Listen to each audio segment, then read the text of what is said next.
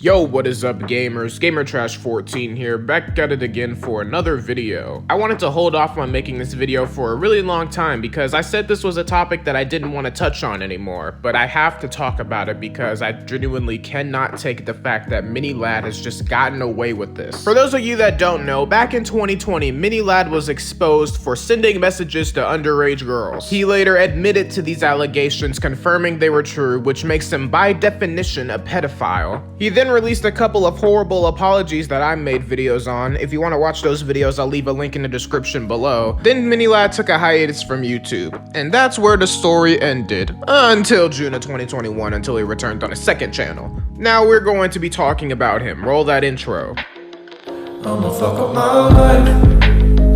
I'ma fuck up my life. We gon' party all night. My biggest problem with MiniLad returning to YouTube is that he wants to prove that he's sorry for his actions, but he had to move across the sea back to Northern Ireland just to avoid getting arrested. Actually, nah, I lied. My biggest issue with MiniLad returning to YouTube is the fact that he's blaming his pedophilic actions on his mental health and his suicidal thoughts. If this is my way of putting all my cards on the table and telling you guys what happened, I feel like I need to say it. The reason I did what I did, and there was even a message where I said this, is because what I said there is true.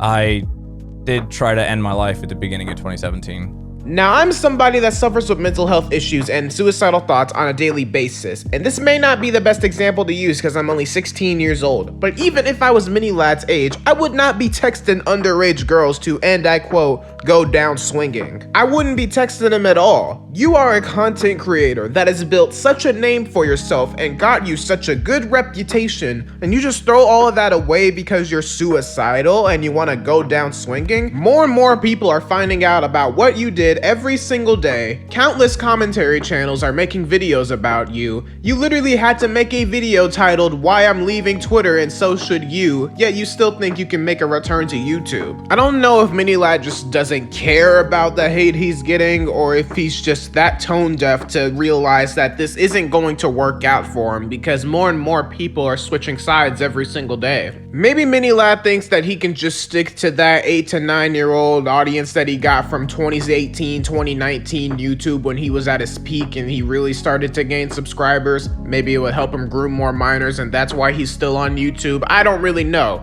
but I just know that somebody needs to get him off of YouTube because he's a danger to minors. This isn't even really about MiniLad though. Well, it is, but this is about YouTube, honestly. Because YouTube has removed EDP445, a known predator who got caught in a discount Chris Hansen thing. He was terminated off of YouTube. All of his channels were terminated off of YouTube, but MiniLad gets off scot-free for whatever reason. So Susan Wabbajack, somebody at YouTube team, get his pedophile off of YouTube. Back to MiniLad himself though. He returned by doing a couple of meme streams, which I still don't understand why that's the go-to that he decides to do. He does a bunch of meme streams, and I don't understand why.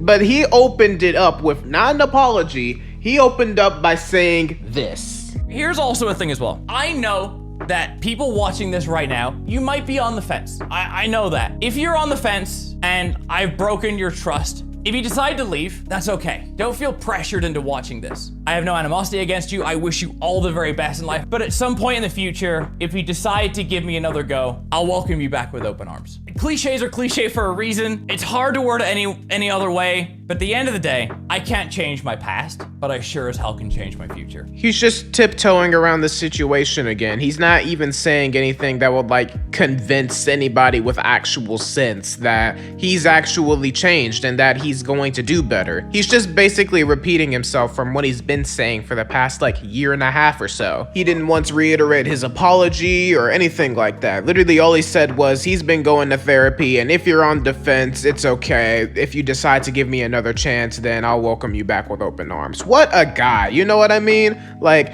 so that's such a good thing of you to do, MiniLad, like actually. And I don't know about you, but I don't think deleting my past and removing some of the things that I did is quote unquote changing myself for the better. You know what I mean? There's a video by a commentator by the name of Dabeek, and I will leave his video in this description below, but it shows how MiniLad has been deleting his past. I think you would find it very interesting. But Anyways, guys, that's going to be the end of the video. If you liked it, be sure to hit the like and subscribe button, and I'll see you guys in the next one. Peace out.